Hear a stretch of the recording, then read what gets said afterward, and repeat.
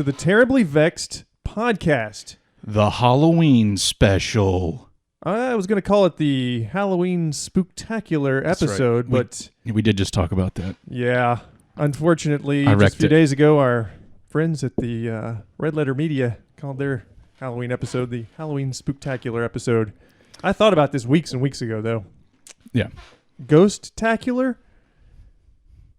Ghostacular, I think, sounds a little better. Spooktacular. We're going to be talking about ghosts. Is, it's used too much. It is. And dare I say, it could come across a little racist to the right person. You're right. So, you're right. Ghostacular, I think, is the way to go. It's pretty specific as to what we're going to be discussing in this episode. Ghost stories aplenty. Ghost stories aplenty. Yeah. I've got my own, things to share with us today. And you've gone off on your own. I did a little, remote. Yeah, a little remote interview with a friend of mine. His name's Ty Black. And I have to say it because I know he's going to listen to this, and I just have to let everybody else know he is Jewish. So whenever you hear him talking, he's a Jew. Gotcha. And I don't mean that in a bad way. Just you need to put that right there, though, right in the back of your as the interview's taking place. Yeah, we'll probably lose a lot of downloads and listens, but people need to know. Right. So yeah, I interviewed him. He has some ghost stories, and then you have a ghost story. Yeah, I got a couple of things. To share with you. One I was just talking about before we started the recording there, and then, but they're not like they're not quite what he experienced. I didn't actually see anything where he actually seen some apparitions. Yeah, but I experienced some stuff. That's true, and that's the notable thing that annoys me. And I mentioned this in the interview with Ty. I have not had a ghost experience, although they do terrify me. Which I guess that's a good thing that I've never had one, but I kind of want one. You got to go looking for it. You got to go to the right place. Yeah, that's not for me. Yeah. So. It's not for most people. I know. Most people wouldn't want to experience that paranormal activity. I know, but it's good to have experienced it, I think, to have that story. Yeah, because, if you're a skeptic, right? Yeah. Then you can dismiss it all. But it's kind of hard to dismiss, that sort of thing if you've actually experienced it yourself, like me. You could probably, what I'll tell you about later is you could probably, explain it away. But yeah. And a lot of those ghost stories can be explained away. Or can they? It's like the person that experienced it, it's a whole, no, it wasn't just a person in the mirror looking at me or whatever it may be. It was a ghoul. A ghoul. Yeah. A specter. A specter. A specter. Yeah. Well, this haint. Chair. A haint. Have you heard that term before? A haint. There's a podcast called Carolina Haints. Yeah, the term haint is a popular name for ghosts in, I think, the Southeast, in the Appalachia. Haints. Oh. And I want to say that there's there's a trail over in the Smokies in the Cataloochee area called the Booger Man Trail. Ooh. And I think that was possibly like another sort of name for spooks and specters, ghosts. The Booger Man. Booger Man. Yeah. You should make a movie about that. I could be wrong there. And I probably am. You sure? Was it Boogie Man? I don't think it's Boogie. It's okay. Booger. All right. Well, you want to get into this, or you got any? What about some current events? Current events? We always talk about current events. Yeah. Brian Laundrie. I think that's the last thing we talked about was Brian Laundrie. Yeah. He's a dead man. Did he die? They found his remains. Really? Yeah. I haven't heard anything about it since. He was, last we talked on the podcast about it, I think he just... They were looking for him. Yeah, and they found her remains. Yep. And then he was on the run. And then Dog the Bounty Hunter got involved. Yeah. He went to their house there, I think, and He did. Yeah, he started a whole search. He didn't find him though, but they found his remains after the tide receded. They found him. in Florida somewhere. Yeah, somewhere down in Florida. So what? He committed suicide? I don't know. I would imagine so. But Well, the whole state was looking for you. Yeah, I think you're pretty screwed. And dog. And if you got a dog on your ass, you might as well just kill yourself. Because what else are you gonna do? Right. Yeah. The walls were closing in. Yep. So that's all I got on Brian Laundrie. What a bastard. That's all. That's all that's happened. That Killed I know his of. girl and then killed himself. Yeah. Chicken shit. Punched his own ticket. Took Yeah. the coward's way out. Didn't want to face the music, huh? Apparently not. Son of a bitch. Although, is it cowardly to kill yourself? I think it takes a little bit of courage, but I guess you could argue that point. yep. I've always thought that. Yeah. So he's dead. Yeah. What about oh God, I don't want to talk about the COVID shit. Let's just for now, right Okay. now at the beginning, let's avoid that. I like it. Let's skip over that. You may or may not have some from your interview with Tyler that you may want to put in later. I don't know yet. We'll see what happens when we get there. If you want to. Yeah, it's Tylin. Tylin. Yeah, Oh, Jesus. I know. Well, I don't know the guy. I never met him. I know. I'm just saying. And I wasn't there for this interview. Nope. So I kind of ventured out on my own. showed real initiative. I want to used thank to- you for that, by the way. Hey, anything for the pod. I use a Tascam DR40, so it doesn't sound like we sound now. So, I was in a break room at work when we did this. So the conditions weren't optimal.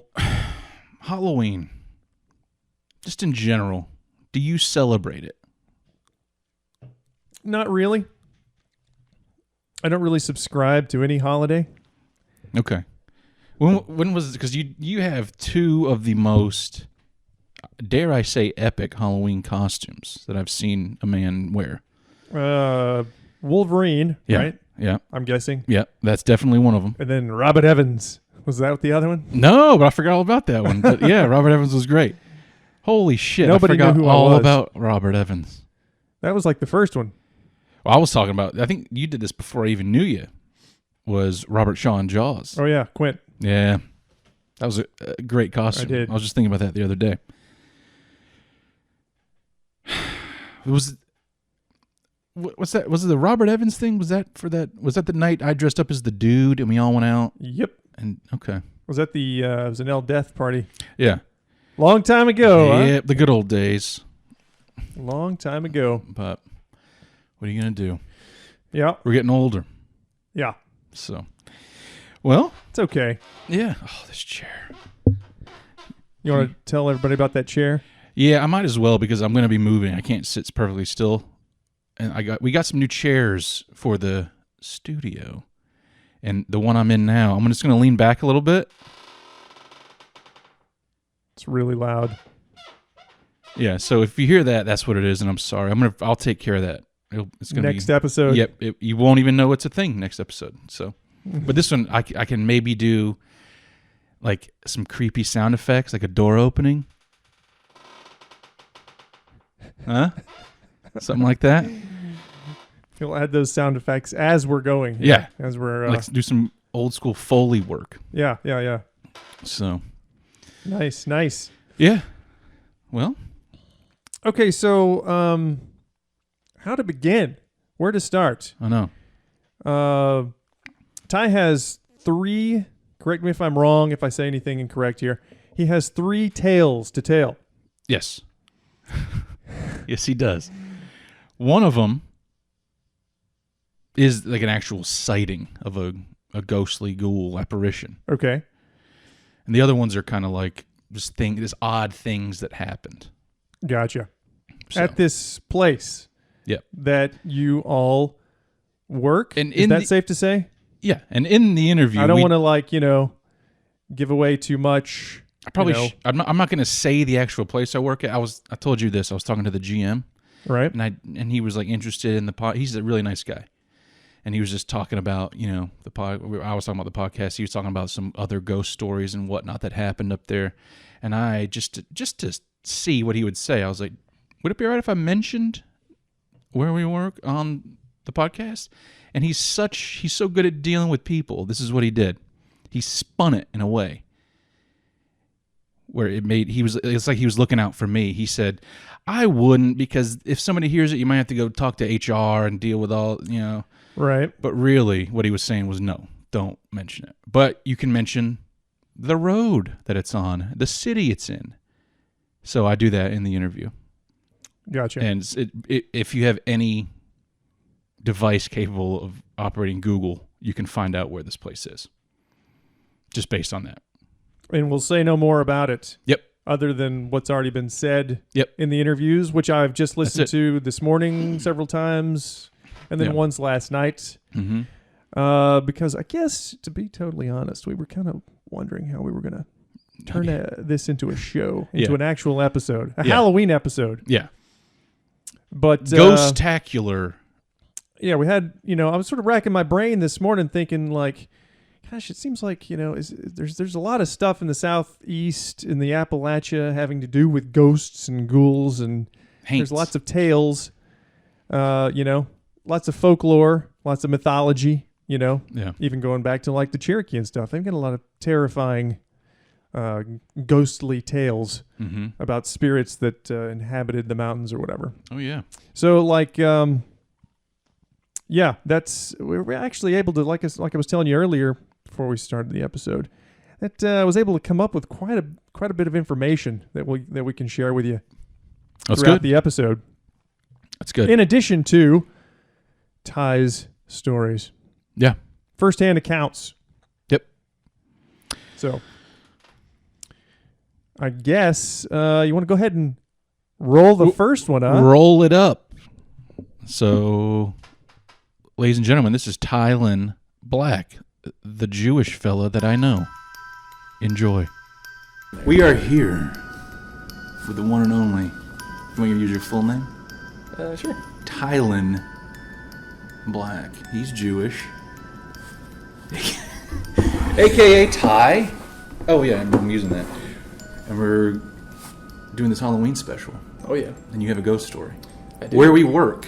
Where we which work I'm not currently. I'm not going to say. Yeah, I was... I think we'll keep it to the... a beautiful resort in the mountains of Tennessee. I'm gonna go harder on that. A little harder on that? Yeah.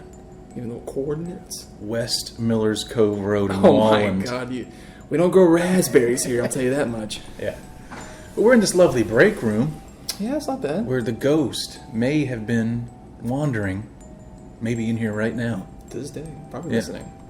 So it's a creepy Halloween special, and you have a creepy ghost story. I do. I have a couple. From property. From property. This is probably... There's different stories, but I have a couple personal experiences with one specific one. And that'll be the Teensy legend, if you will. And the Teensy name comes from... it was a pet name of the owner's oldest daughter. It was just a pet name, and then now, so like these ghost stories coming around, people have been coming to nickname the ghost Teensy. So that's okay. I didn't know that. It was a pet name. I thought that was like just something we made up. This place just made up. True, that's what it is. Like, so using that, calling the little girl ghost. Gotcha. Yeah, using that pet name. Oh, it's not the actual ghost of the daughter. Of the owner? Yeah. No. Oh, they just used her name. No, yeah, we're just using her name. I got you. Yeah, okay, see? We're I fucking, didn't know that. Yeah, we're fucking savages. Okay. Perfect. So there is no shit, dude. It's a little girl in a white dress, and she just appears sometimes, man. It's wild. So I will say, nowhere near Halloween. I'll tell you, it was hot as fuck one night. Doing a nightly rounds, me and my friend Benjamin Jones, doing night rounds around 10 o'clock at night. We're coming up, the golf cart path. Then out of the corner of my eye, my right eye, far right peripheral, I saw something. In the peripheral, you can identify what's in your peripheral vision. Mm-hmm. Like, I see that. That's clearly a soap dispenser. But, until you focus on it, you have to confirm. Yeah. Corner of my eye, it looked like a little girl standing in the grass with a white dress. And I was like, okay. And I went to turn to focus on it. And for a split second, it was there and just kind of went away with the mist, like gone. and I just stared ahead. I wasn't even driving the golf cart. I was passenger. So I'm just sitting here contemplating what the fuck I just saw. And after about a couple seconds, I was like, I have to tell Ben. I was like, so I look over, I turned to the Ben. I was like, Ben, did you happen to see that? He slams on the brakes, grabs my shoulder and goes, yes, I fucking saw it, but I wasn't going to say anything if you didn't say anything. And then we both started freaking out, completely fangirling over this shit. Okay, go right back to everybody else, tell what we saw. No one believes us. But to this day, shook us. Completely shook us. In fact, that we were together. We both saw the same thing. We both had the same experience. And we were both too scared to say anything to the other person because we're like, was that really real? Was that real? I just like how calmly, did you happen to see that? I know, yeah. I did. I was just like, did you happen to see that? Like, yeah. And so you said it was dark or early morning? It was dark. Okay. It was dark. And it was, a little misty, but like, I mean, classic. It's classic, but you can tell mist from something in the mist. Yeah. You know what I mean? Yeah. Like, it's a little more concentration. Did you get a good look at her? Yeah, like was she looking at you eyeball to eyeball? She was not. It was kind of looking over in the distance, like facing us, but not looking at us. That makes sense. She was just it was just there, and this was up right by the carriage house. Okay, steps to nowhere. She was walking on the lawn by the steps to nowhere. Yep. Okay. Yep. We were coming up, and we had just that same experience, and I don't know, to this day, man, that's wild to me. Yeah. Wow. And we're back. We just heard from Tylen the Jew. What did you think of that story? That was quite a tale. Yeah. Now, let's discuss that little story there just a sec. Okay. The apparition that he saw in his periphery. Yeah. It seems like that's not uncommon when people see a specter. Right. They like to flank you. That's where they really live in your peripheral. Yeah. There's a lot of that. I can even remember remember the Unsolved Mysteries show. Yeah, that being a thing when people would spot them or see them in their homes or see them in general. They would always kind of catch them out of the corner of their eye. Yeah, they're trying to flank them, trying to come around them, trying to flank them. Yeah, yeah. It's also shadow people. That's a big. I think we've all experienced that. You think you see somebody and like, Jesus, and you look over and there's nobody there. You ever had that experience with the shadow people when you're driving? Well, like on the side of the road, like at night? Yeah. You ever had that sort of thing? That's if I have one experience, it's that. I was driving down a country road at night, headlights on, which my vision's going to shit anyways. I can't really see that well. Somebody was crossing the road, went down into like the ditch in front of the front yard, and then they were gone. Right. It could have been a shadow person or just a guy crossing the road, but that's about as creepy as it gets. But for it me. had a human figure silhouette to it. Oh yeah. Was there any like mass, or was this just a pure shadow type? There was. I couldn't. It was just blackness because there was another car, so it was like silhouetted with their headlights. You know what I mean? And so this girl was crossing the road. Whatever. Yeah. And no one will assume the shadow person's gender. Yeah. And then, he or she just disappeared. But again, that could have just been a guy trying to get home, right? But that's odd, though. I wouldn't actually say that I've had a shadow person experience. Yeah, but I've been driving before, and it could be just the way the shadows play to the headlights.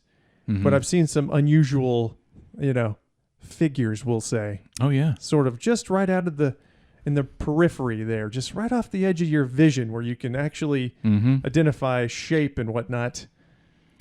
Yeah. Sort of, materialize briefly.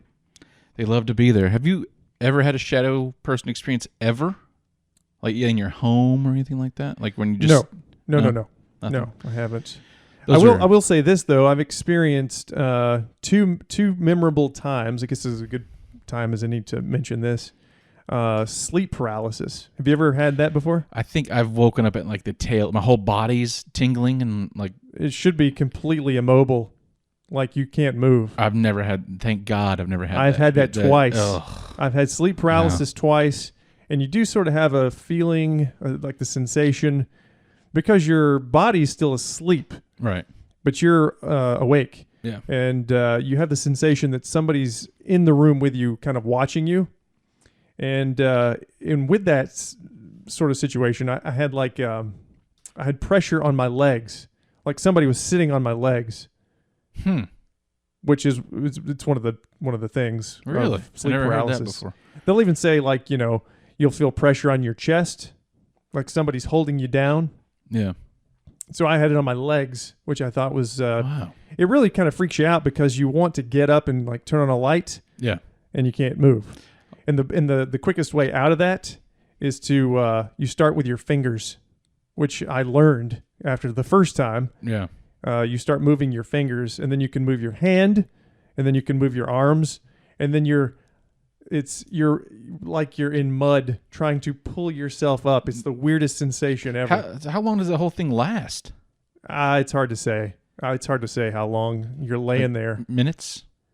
I don't know. I couldn't even tell you. Okay. I could have been laying there for 2 hours trying to get up, and I couldn't do it. But I was completely awake, but my body was asleep. Damn. I don't like that at all. It is a weird sensation. This one guy I knew said he had it one time, and he was like trying everything to like, get out of it and move. But he couldn't move, and then all of a sudden it just stopped. So he like jerked up real hard, like his whole body, all the muscles that were trying to go, just finally. You can't get up. Yeah. It's a very odd sensation. Yeah, I don't. Yeah, they also say that is a possible explanation for the abductions, alien abductions. That people, they're experiencing sleep paralysis, and then they just kind of maybe still dreaming a little bit, but they're also terrified. Yeah. So there's a creepy gray alien standing above you. Right. Yeah. So if you're still asleep, I guess the idea being is that your sleep state, your mind is still, you could still be sort of hallucinating, and to not find a better term for it, but you could essentially still be sort of hallucinating. Yeah. Or in a sleep state that would cause you to see something, possibly. Mm-hmm. I don't know. I just know after the first time I experienced that, I immediately wanted to find my quickest way to get out of it should it happen again. And it did happen again. And that was the thing that I read, was moving your fingertips and your toes, and then you can move your feet and stuff like that, and it's able to sort of slowly pull you out of it and wake you up. Yeah. When you first started to move your toe, and your big toe actually moved, did you say out loud to yourself, "The hard part's over," like Uma Thurman in Kill Bill? She was paralyzed. Remember that? I don't recall. Yeah, that's what she did. But she started moving her toes. Right. So I guess you can. There's something to it. Yeah. Well, there you go. Yeah. Sleep paralysis covered. Yeah, that's a funky thing. Yeah. Has absolutely nothing to do with his story. No, but it's creepy. It is very creepy. And this is the Ghostacular Halloween Terribly Vexed special. Yes. So it all fits. Good place to talk about it Yeah. as any, I guess, right? Yep. I love it. So, yeah, anyway. So that little girl, Teensy, apparently she's been seen by guests as well, and as other guest service people that do like their nightly rounds. Like they'll be driving their golf cart around like in the dark part of property by the woods. Right. The headlights, go through the trees. They just see like one of them said he saw a little girl in a white dress, A figure. staring up in the sky, that's just creepy as hell. That's pretty creepy. Yeah. And again, not uncommon. This sort of apparition, to see this kind of apparition like this. Yeah. I can remember old episodes again, Unsolved Mysteries, where they talked about like certain sections of highway, like where there was like one, I think, where a gal had been killed and she would be spotted on the highway at night. Yeah. Around about the time, I guess, she had been killed or whatever. Like, would she be staring up into the sky or just... I think in that episode, they actually talked about people picking her up and her disappearing in the car. Really? I think so. Wow. And then her disappearing, like, oh, what's this girl doing out walking on the highway at 2 a.m., Yeah. And they would pick her up and then she would disappear in the car. Little strange. A tad. I don't like that at all. Yeah. Not the sort of ghostly experience you'd like to have. No, you pick up a young gal on the side of the road. You're hoping for something else other than a terrifying experience. Right. So, Always. Yeah. So yeah, I mean, you have anything else to add to this? Damn chair. I know this chair sucks. I'm sorry. It's Should have test run that thing before. I've been in this chair for a while now, but I guess I just never had a microphone on, and We're not recording, right? Yeah. It's never bothered me, but now it sure is. And so, like, she was always seen outside, right? Yep. She's always seen outside. Okay. Yeah. But the GM was telling me about another story. Apparently, I think I bring this up in the interview though. But anyway, I'll tell it real quick. There's a guy who used to work in a barn, but this barn is now like a restaurant. But there's some rooms you can stay in up there, a little inn, if you will. Yep. And he apparently killed himself, hung himself in this barn. Overalls and whatnot, classic barn worker. And guests came down and they were like, "So who's that guy walking around with overalls and last night?" And they're like, "I don't know what the hell you're talking about." So there's some guests that have seen this ghost appear in the main house. I'm just gonna say in the main house. Oh, yeah. Okay. Yeah. I mean, it doesn't mean anything until you look it up, but you know what Right. I mean? Yeah. But yeah, it's a lot of creepy shit is going on up there. Yeah. So, like, these are 3 things that Ty's experienced, but are these basically like the 3 different places and apparitions, ghosts that most other people have experienced as well? Before we get into the other ones, the next ones. Yeah, the teensy story is definitely like a big one, for sure. She's seen regularly. Yeah, and you know what? When I first heard about teensy, this is a good story. We were in the shop. I do grounds work, so there's like a chainsaw sharpener blade, throws sparks and whatnot, and we're talking about this ghost, right? This guy sharpening a chainsaw blade, sparks flying, and we're like, have you heard about this ghost of Blackberry, this and this, and then like in a movie, this guy goes, "You mean teensy?" As he has a chainsaw and his machine's grinding. Just overheard your conversation. And yeah. You mean teensy? And then he proceeds to tell us the story. And wow. Yeah. So it's a well-known story around those parts. I've actually got one here that I was going to bring up, and this would be a good time to talk about apparitions. And if you're from the southeast and you're familiar with the mountains and the Blue Ridge and hiking and whatnot, you're familiar with Grandfather Mountain. Have you ever heard of Grandfather Mountain? I have not. It's kind of up towards like Boone and Blowing Rock. You know where that's at up there in North Carolina? Up the Blue Ridge Parkway? Sure. Okay. And I don't. I'm not. I'm not into that. well, I'm not. think I'm not in that world. Listening to the podcast probably know where this is. And anyway, so Grandfather Mountain is known for having there's a character, a ghostly hiker guy that is known to sort of, and you can find a lot of this different websites and stuff that talk about this guy. He's known as the Phantom Hiker of Grandfather Mountain. Okay. Mm-hmm. And he's said to be an older man, bearded, with a rough and grizzled appearance. Just going off memory here, he's also said to have, he wears period clothing. So it's bloody? Go ahead. I'm sorry. Not quite what I was referring to there. Yeah. For many years ago, I'm going to say the 1920s or 30s would be my guess. He's got like an old knapsack, and he's kind of got rough overalls. It was the overalls that made me think of what you were talking about there, the guy. Yeah. And he's been spotted a few times on Grandfather Mountain by different, he doesn't have like modern hiking gear, which has always made people sort of question. And the conversations have been sort of, I guess, brief from what I've read, if not just straight up he's ignored people altogether if they've talked to him or tried to talk to him. And he's been spotted on top of the mountain. Now, if you're familiar with Grandfather Mountain, it's kind of like one of the more difficult, one of the more challenging hikes to do, because there's like ropes and cables and ladders all across the mountain to get up it.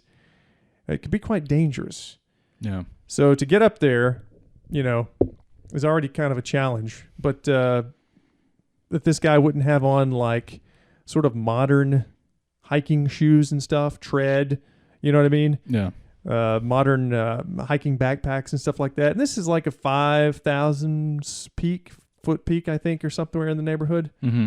And again, there's a phantom hiker on Grandfather Mountain that if you go up there and hike that mountain, you may see sometime. So you just see him, you say, "Hey there," and then he just keeps walking, or like what's the? Apparently, that's what from what I've read and am currently reading right now at this very moment. Okay. What most people say.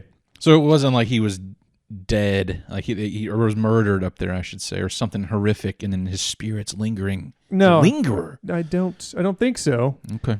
It says that right here, this ghostly hiker seems to do no harm. He seems to want little to do with people in general. He only seems to be there, like all the other visitors, to enjoy the natural wonder of Grandfather Mountain.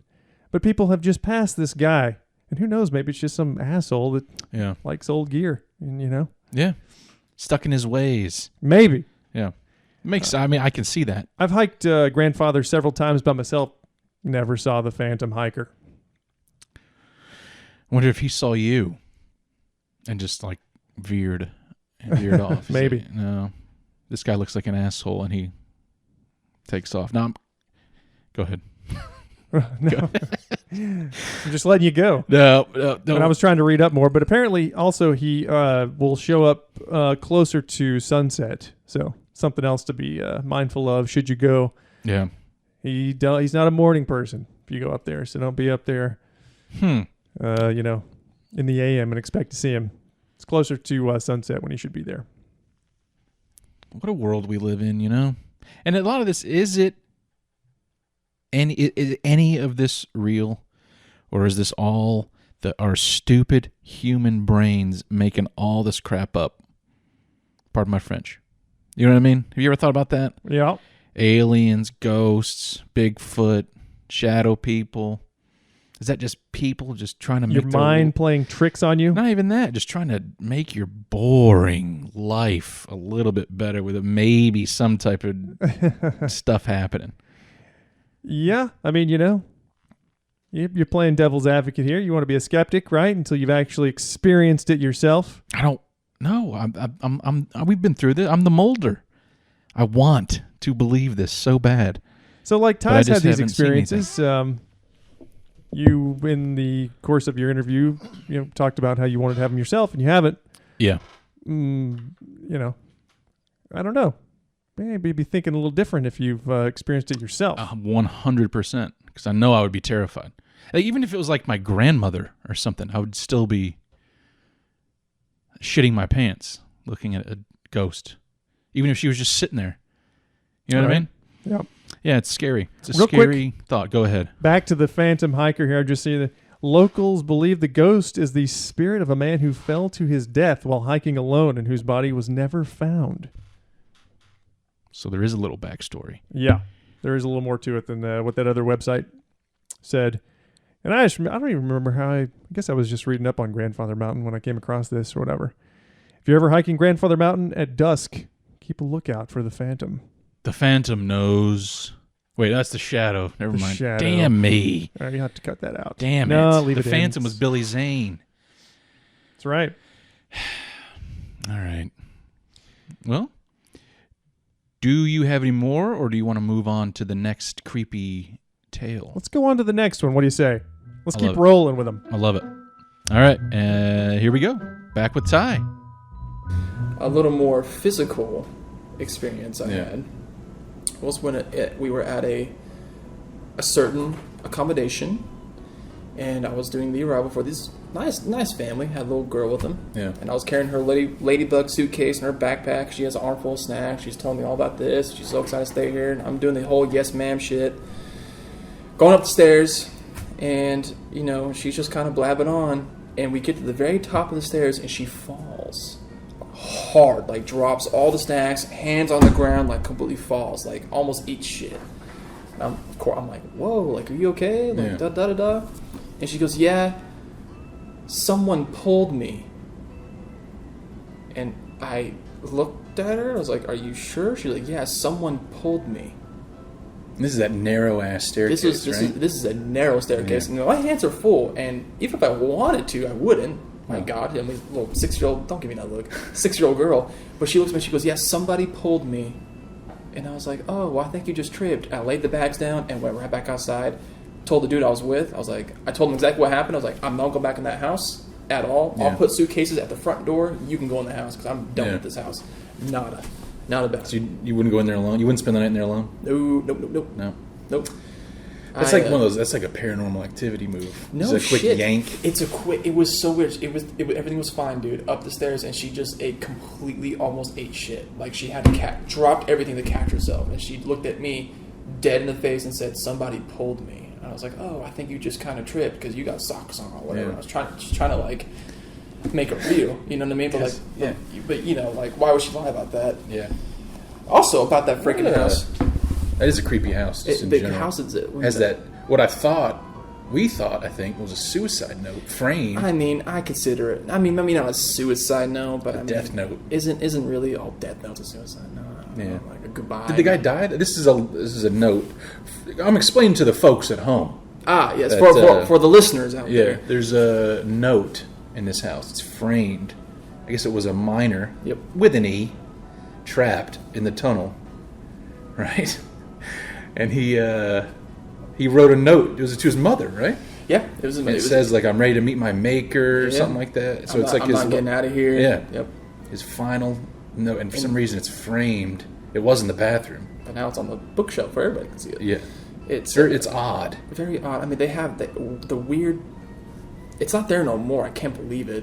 But the shrunken head. There was a shrunken head that was also in a frame in that fucking house, and it's gone for some reason. It was in a frame. It was in a picture frame, and it was just the shrunken head right above the freaking bedrooms. The bedrooms. And it was like headboard. Did you get up close? Because I haven't seen this. Yeah, when I was being trained in that house, I got to look at it, and I was like, "That's really weird." And it looked. It was quote real, or like was it like? No, it could have been one of those like novelty things where it's like, you know, it's a doll's head, whatever. But like the point being, it's still whether real or imitate. It's a shrunken head. I didn't know if they were like claiming it to be real. Like we got this. Wherever we were. I was never told for sure it was. It was just like, this is the shrunken head that hangs above the bed. I'm like, okay, can't wait to show guests that. That's an odd. Who would want that over their bed while they're sleeping? Imagine I think if it fell on you at night. You know what? Fun fact, I've just found out. Mr. Newman, that owns. Oh, sorry, you didn't. Oh my God! I know. I'm sorry. You know what? I'll beep it. You know what? Fuck this place. You mean Mr. Old? Mr. Old Man. Guy. Yeah. Was actually a producer. He produced Lord of the Flies. Really? Yep. Is that the one that has the shooting range in his house? No, this is the haunted one. I don't know if you. Oh, at Boulevard. Yeah, Boulevard. Owner of the. Yeah, he produced Lord of the Flies. Wow. And also heard another creepy story that kind of explains why the house is so weird and why that family is so weird. Is because at one point, a certain source who used to work here shall not be named to protect his identity, but he walked in doing a task and he knocked on the door. And he was told to come in. He came in. Not only was that father with his daughter, adolescent daughter, with all of her friends, in the living room, in their underwear. I know it sounds crazy, but he will never forget it. They must have been doing something. I don't know. I don't want to use the word what normal because it's not. What family activity do you do with your you know that involves underwear? I don't say that on the podcast. Oh, okay, yeah, got it. But this is a family if you show. say come in, you would think that you would think something it's great. innocent. Yeah, but you know, I don't know. Some people are more open, like The Rock. Remember that he posted a little picture of his daughter naked at the pool. No, and it was like just a dad playing with his daughter, jumping in. Ow. It's like a toddler. Yeah, I mean, well, that's dead. A little older, older because it was odd. It was kind of odd, and he took it down. Like 3 or 4. I don't know. I'm horrible at that. It better not be double digits. If it's double digits, I think she was like 15. What the fuck?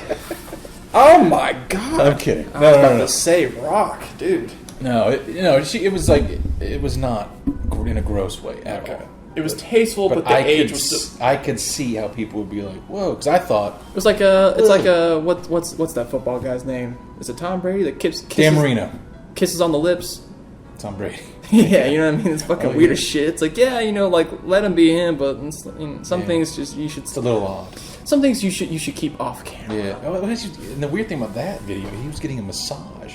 Remember that? Yeah, I do remember. Oh yeah, that's Oh yeah. hence why I don't watch football, folks. 'Cause it's Full of shit like that. yeah. So that story's a little paranormal activity-ish. Yeah, that's poltergeist. Poltergeisty, yeah. Is that right? Yep, for sure. Oh, God, this chair. That's gonna sound awful. Guys, I'm sorry. You'll never hear it again, though. You have my word. But yeah, that's terror. You ever see that movie, Paranormal Activity, where like the girl's laying in bed and she kind of just gets jerked? Pulls her right out Yeah. the room, right? Didn't he pull her out of the room at one point, like across the floor? I'm sure. Ghosts are assholes for some reason. Why are they such assholes? You know, I was thinking about this the other day, and I think I have the answer. If you're stuck in a ghost-like state, I think you just out of boredom, I think you would eventually, even if you didn't want to at first, you would just start Messing with people? Yeah, why not? Probably so. Yeah, just somehow just get a little bit of entertainment. I know this chair. Maybe we can switch chairs. I don't think I move as much. No, I'm good. I'm good now. Okay. Yeah, I'm not gonna move. So yeah, walking up the stairs, and then he's right there with her. Yeah. She gets just yanked, just pulled over. Yeah, that's what she said. And this staircase is a very narrow staircase. Like it's walled in on both sides. This is an As you're old walking house? up. No, it's a newer house, but just the way it's built. Huh.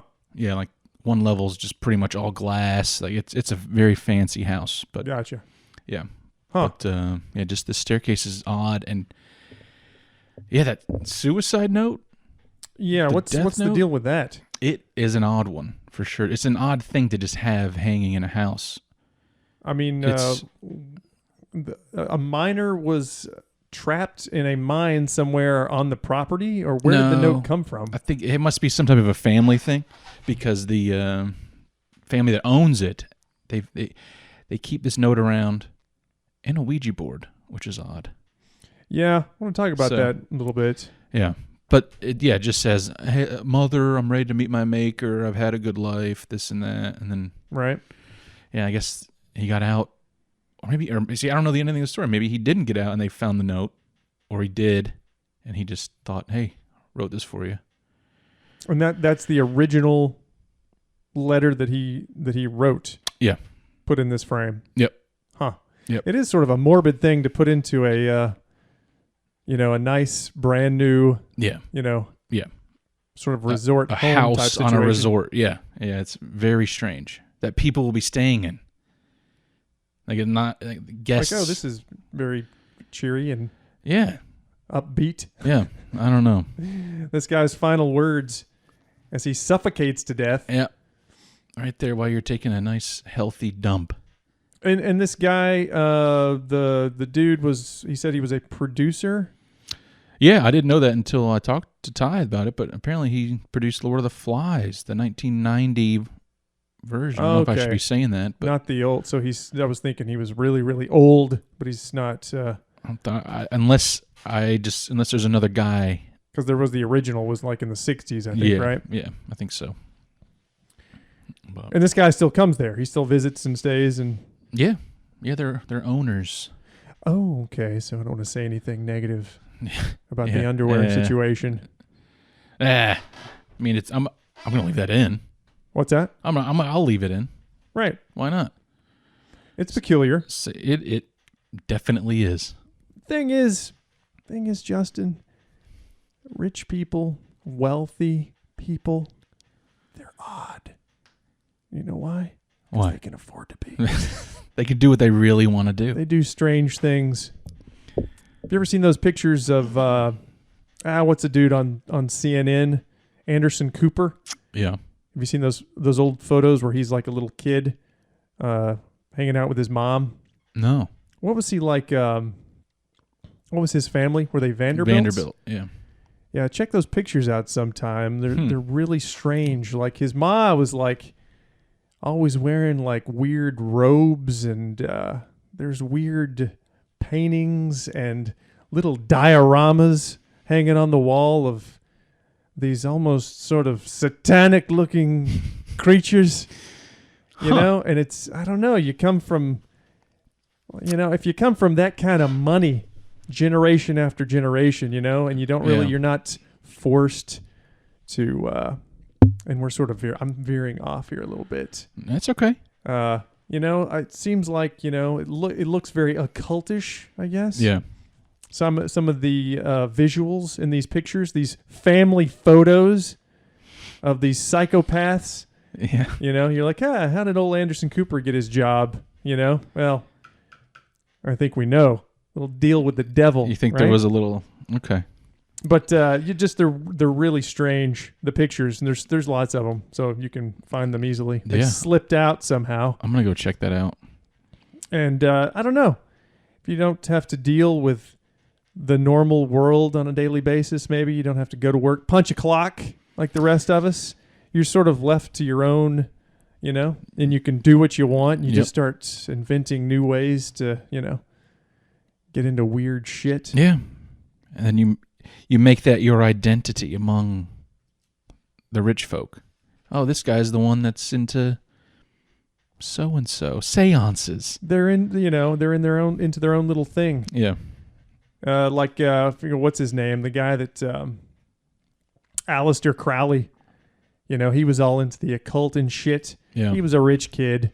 You know, he bought a house up in like Scotland somewhere, and that's where he went to, you know, summon the devil and all kinds of stuff. Yeah.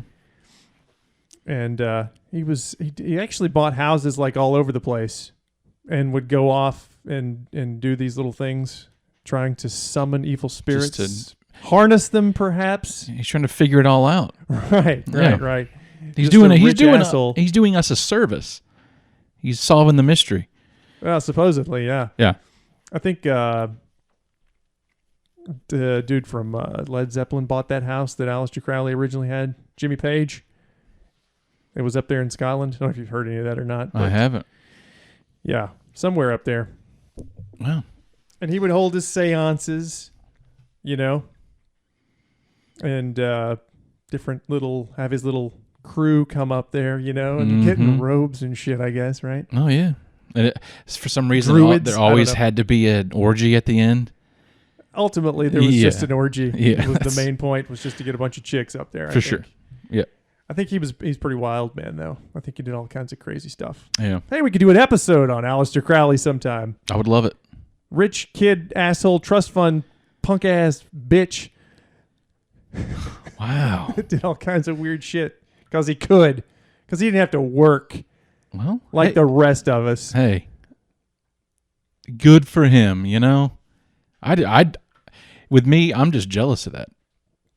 I know. Yeah. We all are. I think that's at the heart of it. So, yeah, I guess that's, you know, whatever. The underwear thing, it's weird. Yeah. But I do think, talking about the Lord of the Flies, movie producer and all that jazz. Underwear. I'm pretty sure that's where the shrunken head came from. I have never actually seen the shrunken head. Yeah. But surely that's got to be some type of a prop. Yeah. He picked it up all on location. Probably came from another movie he'd done or worked on somewhere. Yeah, had to be. And he just thought, oh, this would be cool hanging above a bed. And that's like a place he owns, I guess, is what you said? Yeah, he owns it, and Gotcha. then guests can come up and stay. Okay. Well, that's interesting nonetheless. Yeah. And why'd that pussy ghost have to pick on the little girl? Why didn't he go for Ty? Good question. Yeah. It's like, I don't know, as we're talking about these, the property there, it almost seems like the property itself. So the house is a new structure. Nothing's happened in the house that should cause something like that. There's no reason. It's the property. It's the location. Yeah. And who knows what happened there back in the day. Right. It's and actually this is one of the points I wanted to bring up is our interview with Dwight McCarter. Mm-hmm. When he was talking about I can't remember that particular gap It was on a trail, though, and it was actually somewhere close by over there, I think, wasn't it? When he was talking about that, he said she gets up on his back, right? Yeah. And she wouldn't, let up.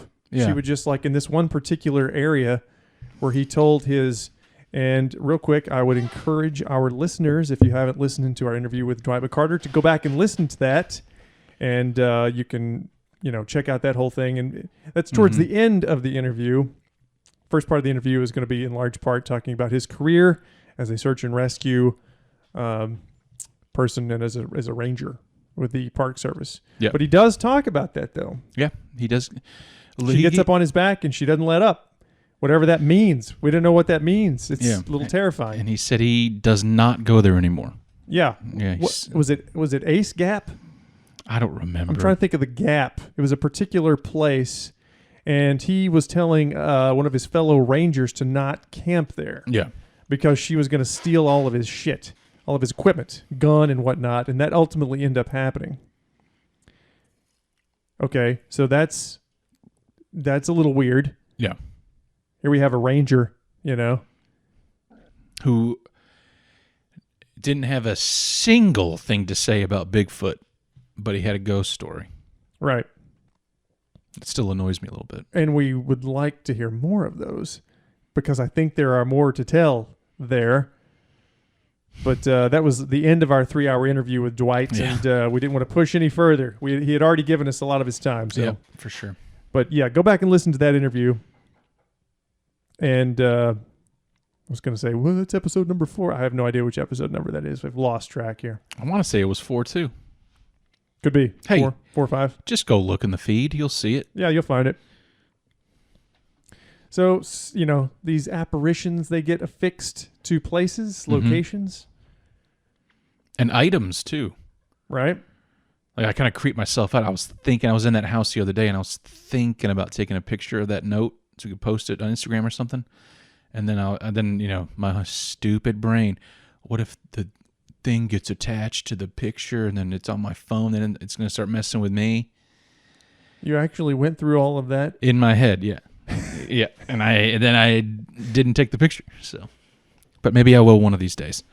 But that's like like that mining town in California, like what is it called, Bodie, California? I think so. Where the curse, I guess, of the town is that you can't take anything from the city proper. So if you visit the town, don't take a nail, don't take any artifacts, because the bad luck or whatever negative energy is affixed to that place will follow you home. The juju. And people have gone home and had lots of bad things happen to them, right? And had to go back to Bodie and remove and return all that stuff that they took with them. And then it just stops. That's odd. That's a strange thing. I mean, bad stuff happens to people all the time. So, but But if you can, focus it on an object, and then you're like, ever since that thing, everything's been going haywire around here. And then I would put it to that myself if I were in that situation, and you get back home, and your transmission goes out on your vehicle, or you get in a car wreck, or you get ass cancer. And you're like, what the damn Bodie? It's this nail. It's this chunk of wood. It's a lot of those buildings too. If I've seen documentaries on that, they like everything has been left in those buildings. Like there's all kinds of stuff in those buildings that people could take. I got you. But they don't. For that very reason. Yeah. I'm sure some people do. Surely. There's got to be somebody that has it hanging in their seance room. Absolutely. Yeah. Well. Yeah, so. Should we move on to the third? I think so. Story. Let's do it. All right. And here we go back with the Jew. Oh, I'll tell you nothing about that damn house though. Really, what started it all? At least for me anyway. About my career here in that house was the task. I got tasked middle of the night, late night, 10:30, 11 o'clock, wrapping up for the night. My manager goes, "Hey, owners are coming in tonight. They won't be here till like 3 o'clock in the morning. take these house keys, unlock the front door, turn on a couple lights, keys on the countertop. That's very standard for pretty much anything. It's like, okay, that's fine. That's pretty normal. Yeah. Now, I already kind of heard about the house and whatever, but I wasn't had any experience with it yet. So I'm coming up there. Very first experience with this fucking place about how haunted it is. And once you start looking for it, especially working at night, because for years I just heard the stories, but I never like believed them. Mm-hmm. But I realized it's because I kept my head down and didn't look for it. Start looking for it, you will see it everywhere. Anyway, at the house, pull up. You know how it's set up. You walk out through the gate, the pathway, and you look at the door. Now, the whole front, if you're looking at the front door from the porch, the whole first floor is glass. You got huge floor-to-ceiling glass window, big glass front door. You can see from the porch, you can see the entire front of the house. Yeah. But it's at night, so whatever. I'm walking up. As I'm approaching the front door, every single light on the first floor, lamps included, comes on and then turns off, and it stopped me in my tracks. And I stared at this house, again, contemplating, am I having a stroke? Did I just see what I just saw? Was that real? And I held there for a minute. Nothing else happened. Took a couple more steps toward the house. Once again, every light on the first floor came on and then turned off. I turned around, went right back in the car, straight back to, the little break room, put the keys on the desk. I said, I can't do it. I told my manager what happened. He said... He gave me a bunch of shit, which is fine. I told him I'm not going to the house. I was so far I said we should not even rent that house out. It's freaking dumb. It's haunted. We should tear it down. Tear it down. And I pretty much got shrugged off. He's like, I'll have someone else do it. I was like, that's fine. Don't ever send me to that house ever again. Ever.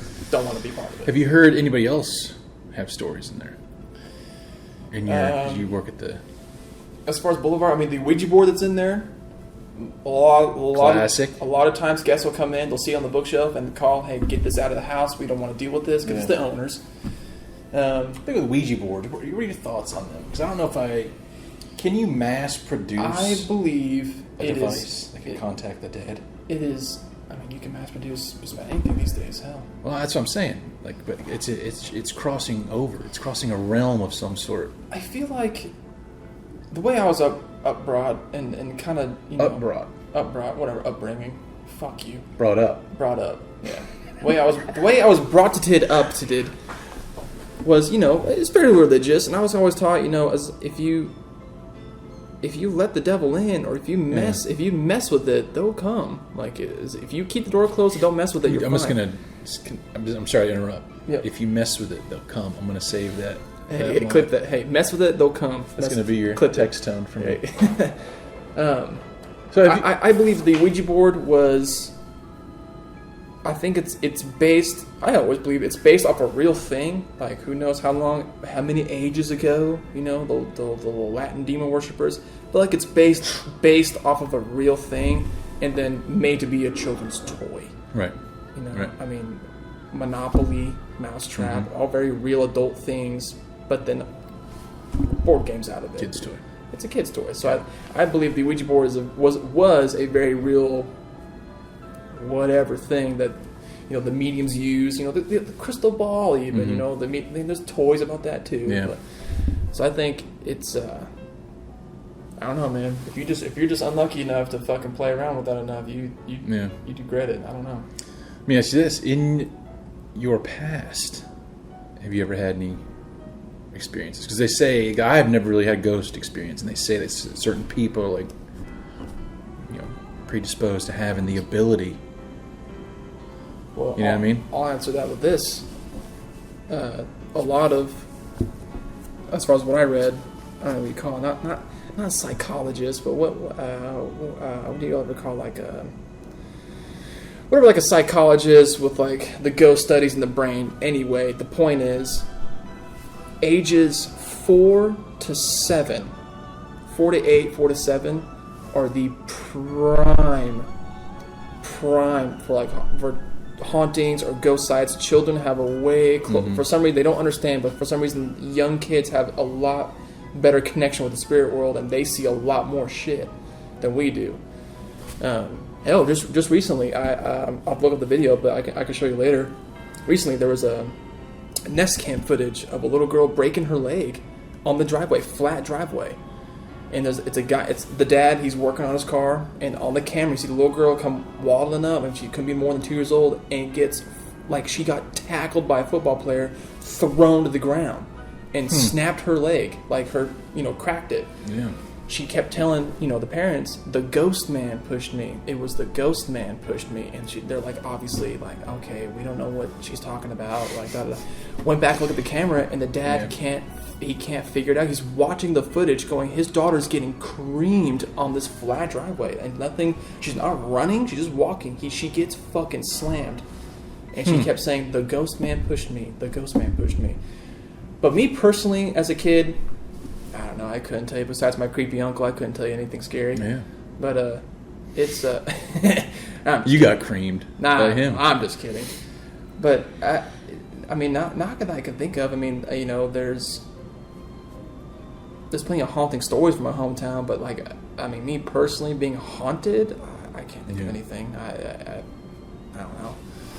Even like with all the Junus. What the fuck is that supposed to mean? I don't know. I think that probably protects me. What are you talking about? There you go. I'm just trying to make as many Jew jokes as possible. Yeah. It's all in good fun, people. I don't know. You know what? It's fine. I give him permission. You know? So, as far as I know... Oh, have you heard? I was talking to the GM here. Oh. Have you heard a story in the main house? It's about the perfume? Nope. Oh. Nope. But what do you got? Well, there is... I actually experienced this one myself. Now that I come to think, only once. There's a story in the... There's pitter-patter children's feet. You have a guest in the main house in the Cardinal Suites. Middle of the night. Night Audit told me all this. Like, he's gotten the call before through the years he worked here. Hey, can you figure out whose children are running around? Because they are just running up down the halls and keeping us up. And Night Audit didn't think there were any kids here, but I'll go look around. Yeah. Looks around, obviously, 2 a.m, nothing there. He checks the paperwork. He's like, there's no one with kids staying in the main house. That's really weird. He told me a story about one night he was doing his rounds, and all the faucets in the bathrooms were on. In the bathrooms, every sink was on. Some lights would be off and turn on or whatever. So his theory was, I mean, think about it. You got a 17th, 18th century ghost, and they're probably just absolutely floored by running water. So he just thinks that she was just running water, just looking at it like, what amazing technology is this? Yeah.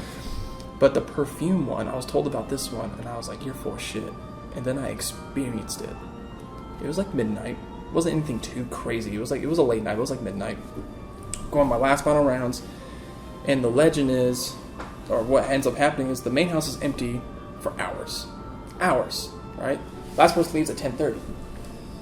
You keep walking through the main dining room, and it's nothing, and just in one spot, you get hit in the face with perfume. Like, it is just like you're in the mall almost. Like it's like boom, and you're like, whoa, and then you walk through it, and it's gone again.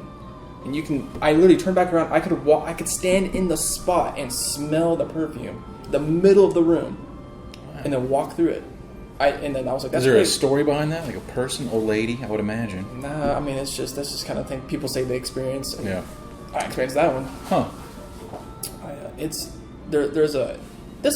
There's one other one. I never experienced it. Some guys have come and gone. They say they experienced it, but hedgerows. Yeah. Legend says that there was an outlaw and a sheriff had a shootout out there. Love it. Outlaw held up in the house. Sheriff, and I guess the outlaw ended up dying. Right? Sheriff got a blind shot, killed him. He bled out. And now around the Halloween times or certain nights, somebody, if the house is empty or occupied, doesn't fucking matter. You'll just drive by, and you will see shadows walking through the house, like a shadow walking through the house, whether empty or occupied. In the middle of the night, just walk through the house. I personally never experienced that one, but this one. That's why I hate looking through a window. Oh, looking out into darkness or into a dark house, it's terrible. because of that shit. You have no idea what's out there. Yeah, I can't. Zero clue. Yeah. But, I don't want to use his name. GM was telling me about a farmer guy in the main house when it was a farm.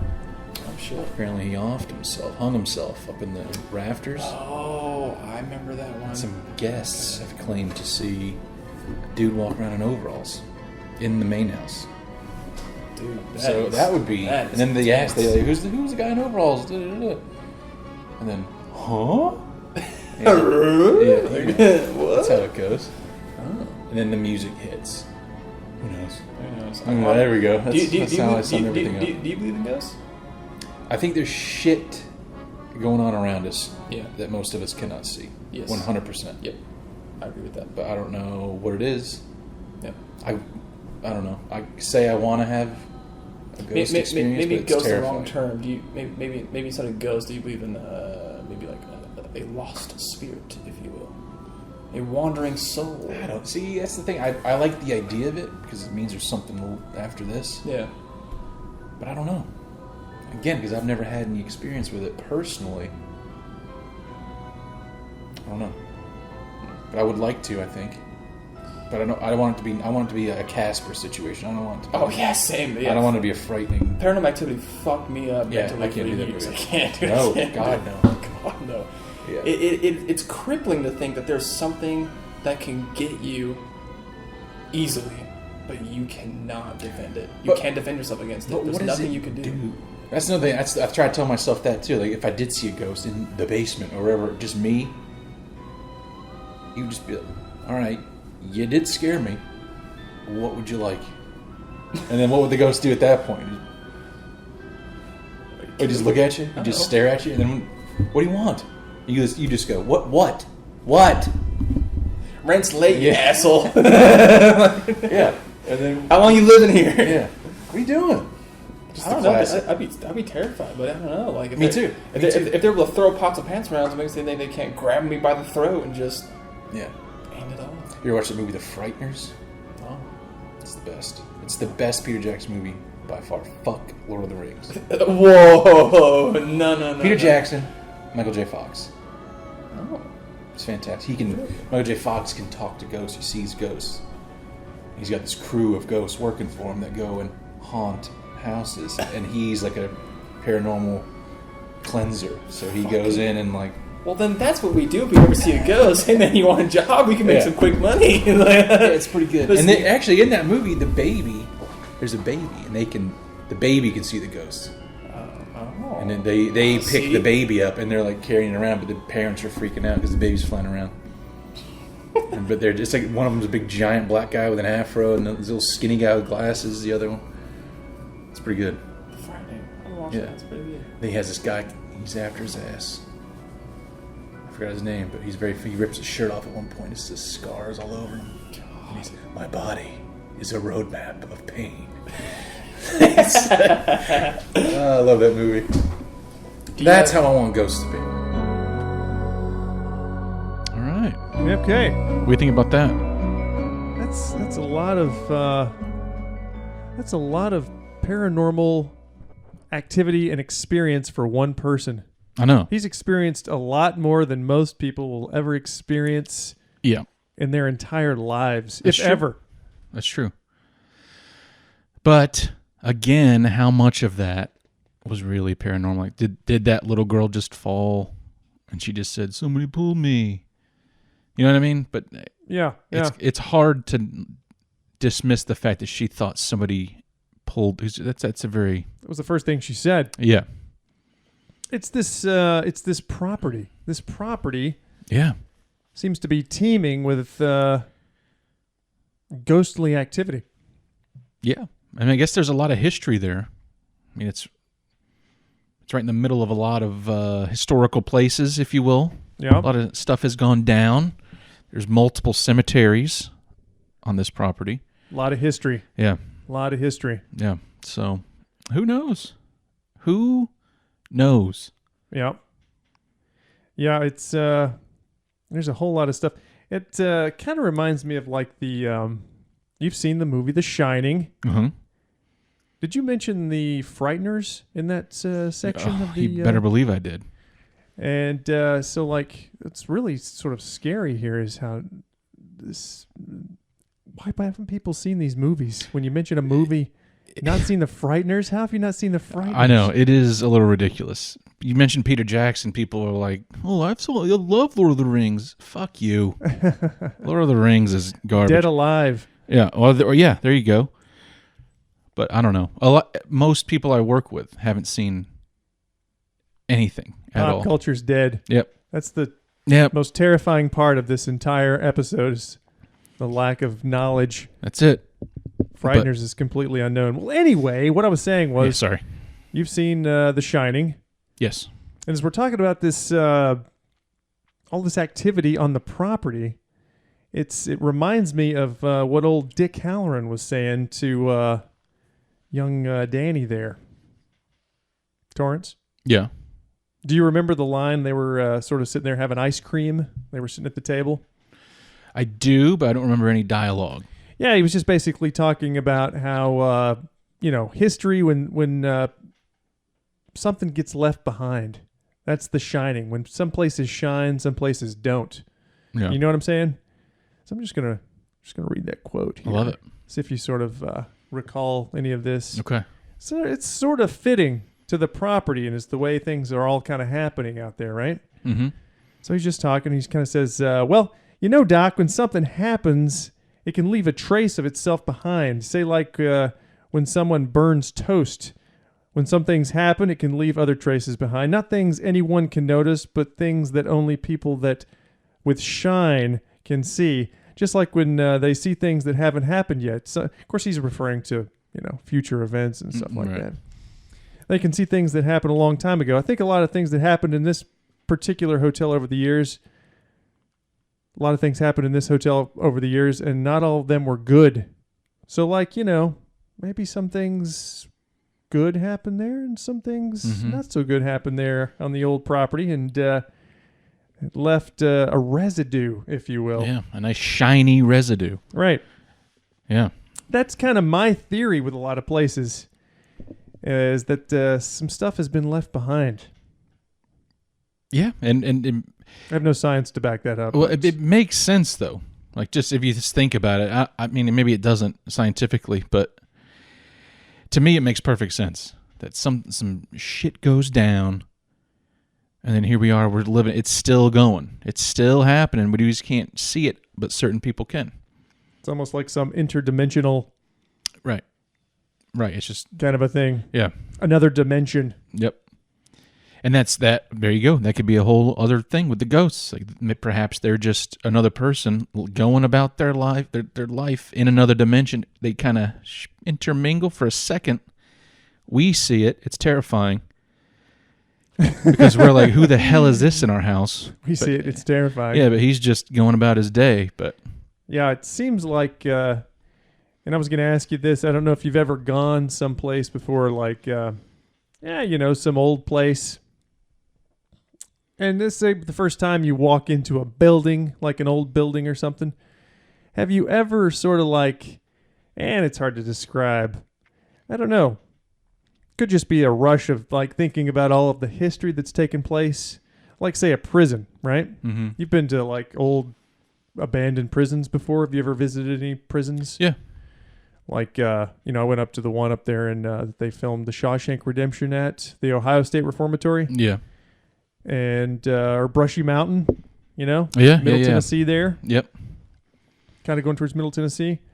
Places with a lot of history, a lot of bad history. Mm-hmm. So I assume a lot of these places they have are supposed to be haunted as well, right? And again, that's like, the residue that's been left behind of all the negative energy, all the bad that's happened there, Yeah. especially at a prison. Obviously, some bad stuff's gone on at the property there we're talking about, that Ty's talking about. So, like, have you ever gone to these places and sort of stepped onto them for the first time and felt anything weird? You get a little vibe. A weird vibe. Yeah. You know what I'm talking about? Yeah, for sure. Where you're kind of, it's hard to explain. I don't even really know how to explain it. But like, say you go into a building or something for the first time, or an old house, Mm-hmm. and you just kind of get a funny, You just washes over you for a second. Yeah, you just have that sense of something's off here. Yeah. Something. Even if you don't actually see or experience anything Right. paranormal, Right. it's just the ambiance, The energy. the energy of the place. Yeah. So you have had that before, right? I have had that for sure. Do you remember where? No, see, I have that a lot.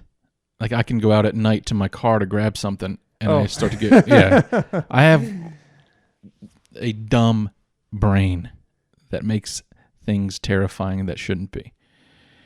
And that's what I playing chalk tricks most. on you. That's what I throw all that to. Like I'm just like, no, it's just I'm just being an idiot. But maybe I am picking up on something when I walk into an old house or like that time we went to, where was that?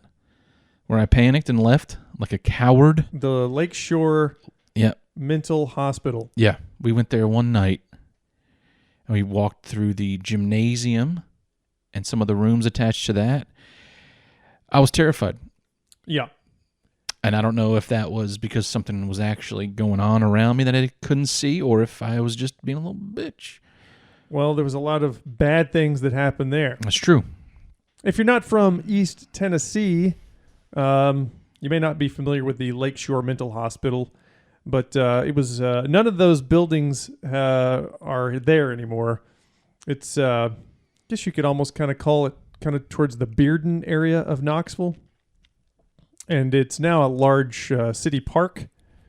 But for many years, for like 100 years, and I think the original building still exists there. The main structure of the original hospital, which used to have wings like an east and a west wing coming off of it with the wards. Yeah. And they were, I don't want to say they were lost to a fire, or if they were intentionally torn down. But that main building still exists on top of the hill. And they eventually turned, and I think it's still office buildings now. Well, I'm not sure what offices are in there, but it's some sort of city office buildings. Okay. It was renovated. Okay. And it has a basement. That building does. Has a basement. And you can go online and find old pictures of the Lakeshore Hospital. Yeah. And read up on its history. If you're so inclined. It's creepy as It's hell. some though. creepy stuff. Yeah. Because with 100 years, like a prison, 100 years of, having patients there was a lot of bad stuff that happened there. Yeah. And that was back when you could just, I think this may work. Let's cut his head open and do God knows what to his brain. Right. Yeah. So, They, It's like- like some House on Haunted Hill kind of surgery rooms looking stuff. It's weird. lobotomies Yeah. in general are not very humane. No, it's, yeah. We'll just destroy this particular part of the brain and they'll be very docile and they'll, okay. Fixed them. Can we call that pseudoscience? I don't know. Call me crazy. I don't know. Some people swear by them, We shove a spike up somebody's nostril or eyeball and God, I still, just spin it around in there a couple of times. Yeah. I think we got it. yeah. They're still doing electroshock therapy. Right, yeah. Like, I don't know. I thought that was a long dead practice. But no, it's still going. I guess there's something to that. There must you be. just blast somebody with some electric I don't know. charge to their brain. There's got to be because it's still going. But also, when 100 years from now, like when we look back on chemotherapy, let's say, people are going to be like, what The hell were they thinking? barbarians? What were they doing? Savages. Yeah. Yeah. So who knows? They were killing everybody when they... Yeah. Yeah. All they had to do was spritz it with some bleach. What we don't know. Yeah. It's that simple. So yeah, that strange feeling in old places. It's odd, Yeah. And I guess other listeners out there, maybe you've experienced the same thing. Yeah. When you've gone into old places before. And all the lights flickering story, that's also a very common theme. Is More poltergeist type activity yeah, there. Yeah. But again, that could be like that dude's theory with the water. Maybe they're just like, what in the hell is this? A sweet little light. He made a good point. Off and on. Yeah, that's a very good It makes theory. sense. They're fascinated by it. Yeah. So they just keep on and off with no dad there to yell at them to say, stop it. Yeah, it's really those are some strange experiences. Yeah. Especially, what about the perfume? Like, that was a pretty odd one as well. Yeah, Especially that it's perfume and not like an air freshener, but it's described as perfume. Right. Which I think is another common, those aromas, smells mysteriously showing up, right? Mm-hmm. Mm-hmm. It's practically experienced every single thing there on this property that you could ever experience. He's got it. So, yeah. That's the interview with Ty, the Jew. What'd you think? Overall, what do you think about, what's your opinion on ghosts? Are you a believer? Ghosts. Again, I got to go back to the, there's a lot, I think, having to do with the location, the place. Yeah. So it's, I guess what I mean by that is like, I mean, we just mentioned Lakeshore Mental Hospital, and, I guess this would be good a time as I need to talk about my own personal experience there before I forget. So obviously a lot of bad things happen there.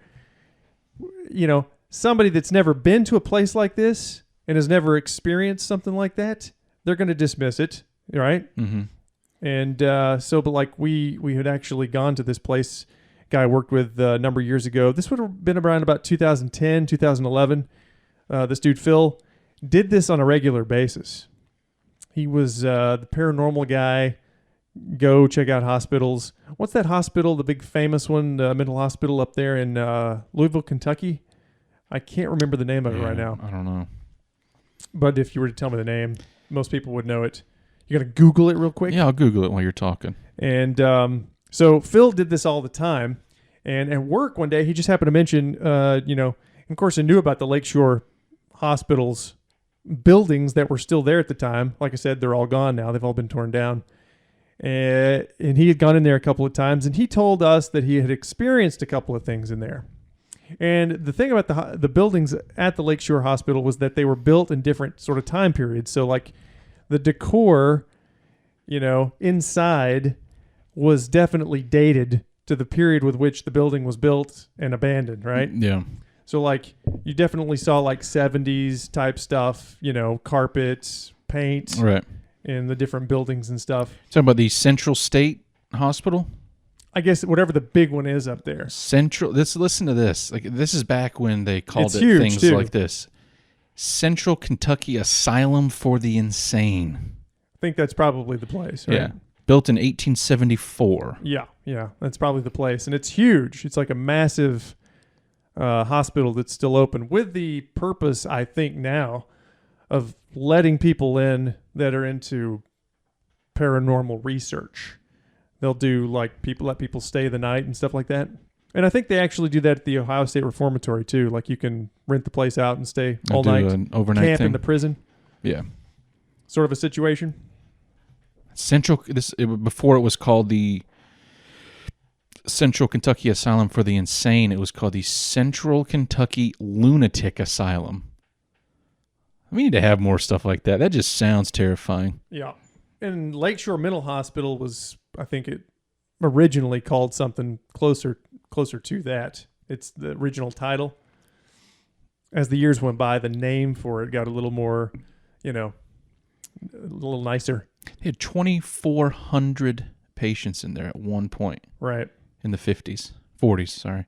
Yeah, if you should happen to see any That's pictures crazy. of it, it's a massive structure. Yeah. It was a lot bigger than the Lakeshore Mental Hospital. But that was big nonetheless, too. It was huge. I think it had 2 or 3 floors in the original wings, the main structure. Yeah. And like a wing coming off each side. Man. But, so he mentions that he'd gone there a couple of times. And a girl that I was dating at the time, she joined us.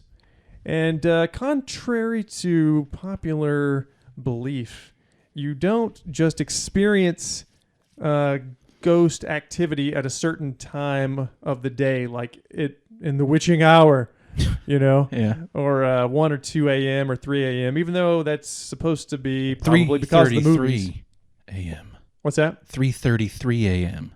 Is that when it's supposed to be most active? Yeah, of course. 3:33. Yeah. So, that's not always the case, though. Not always the case when, things are happening. Yeah. So we make plans to go and check out the buildings. So we go and this was probably in the early afternoon to evening time one day. We all go to check it out. There's 3 of us.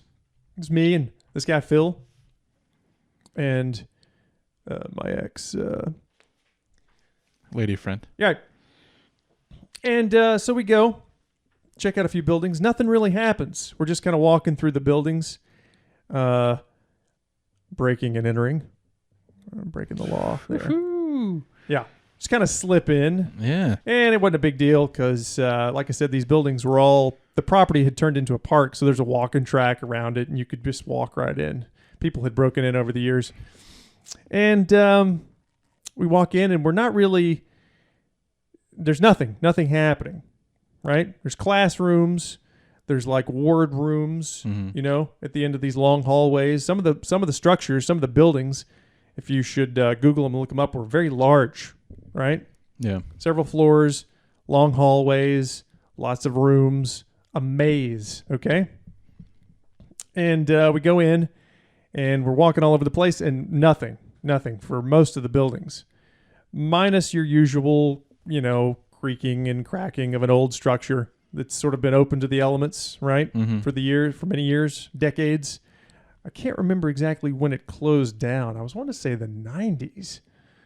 Was like, actually when we were in there was actually still one building that had one of the most current buildings still had patients in it. And it was kind of off to its own over there. Again, that building's been torn down. Yeah. Too. This would have been like around about 2010, 2011, if I haven't mentioned that already. And so we go into what would have been, I guess, the basement sort of like machine room. Does that make sense? Like where the heavy equipment and stuff was for, the power. Right. And there's probably like an inch or 2 deep of water in that room. Mm-hmm. No power, obviously. We just have like headlamps and stuff. So it wasn't creepy at all then? Is that what you're saying? Right. Yeah, the hallways, man, like there was even like a chair. And I took a bunch of pictures that day. We go into the cafeteria and stuff. And we go into this one room and I'm pretty sure it was like a dentist chair, but it looked like an operating chair. Jesus. Yeah. Where you had that funky light, Yeah. But I think it was just a dentist's chair.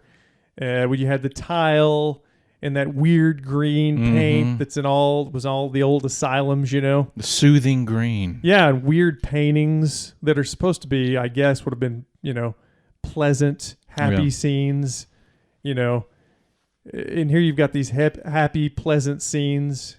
And I'll try and post some of these pictures if I can dig into my archives on Instagram or something. Get the episode maybe next week or at some point. Because I still have all these pictures. And, all this old equipment, and just very creepy. But again, we haven't heard anything. We haven't seen anything and we haven't heard anything. Yeah. Walking around inside the buildings.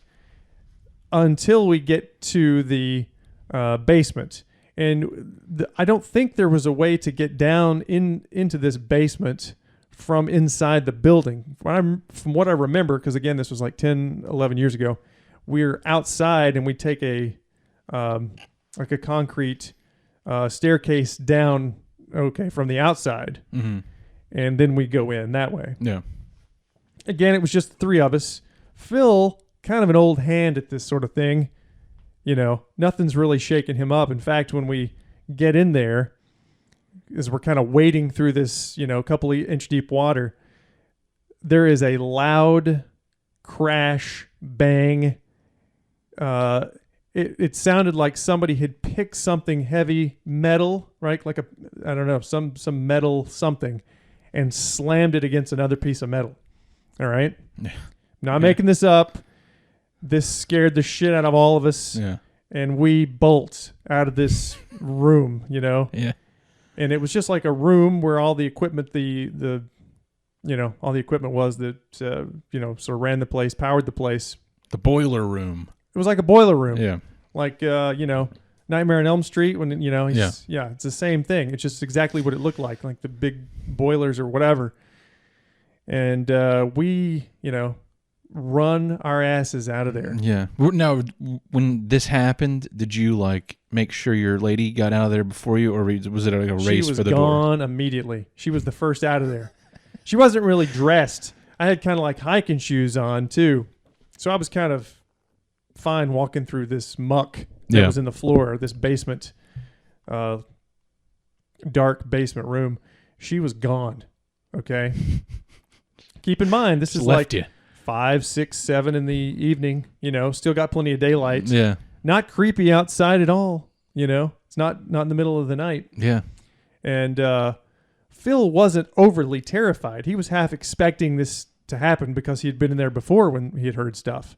And he had heard, like, I want to say he'd heard, like, footsteps and things like that in the stairways, right, that go to the different wards and the different rooms and stuff. In this particular building, in the different wings, they were 2 or 3 stories high. I want to say 2. And so he had heard stuff there before. Again, we didn't see anything, but it was totally silent, minus your occasional drip of water, okay? Right. What you would hear in a basement setting, heavy machinery. We're not touching anything. We didn't touch anything. We didn't move anything. We're just walking through there, kind of a single file sort of situation, right? Yeah. And then just a loud, like someone intentionally picked something up and slammed it against something. Now, sure, you could argue that could have been a homeless person in there. Who knows? Yeah. Because these structures were open to the public. Anybody could get in any of those buildings. And I would say there was probably like 8 or 10 of them at the time, 8 or 10 different large buildings. You could have had homeless people living in there. Yeah, there could have been somebody wanting us to get the hell out of there right then. Possible. And it worked. It worked great. Yeah. And it wasn't like far away. The sound was like it was kind of coming from our left side, like it was right on top of us. Damn. Yeah. Like it was an intentional, get gone situation, to scare you. Get out. Yeah. I mean, that right there, when we went, I was constantly expecting something like that to happen, just because it was all, you remember that gym? It was all filled with God knows what all over the floor. Old chairs, and the floor was kind of rotten and coming up, It's a creepy basketball court. Was it teak? I guess that's what they put on old basketball. Yeah, I guess. I don't know. But rusting everything, right? Oh, yeah. Yeah, the offices there were just... Yeah, I remember that. And I remember... I begged you to go in a little further. Yes, you did. And I just walked out by myself and drove home. Yeah. Yeah. And so this time was during the day. And then we'd gone there once before. And we'd gone to the main building. Not me and Phil and the ex, but just me and the ex.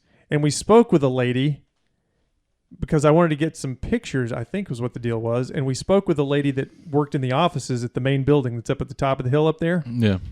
And she invited us in. This was before we went that time where we heard that loud crash. This was like the first time I'd ever been in any of those buildings. She kind of gave us a tour. And, of course, the main building had all been renovated. But she couldn't get us into the basement. I want to say you had to have a special key or something to get into the basement, even via the elevator.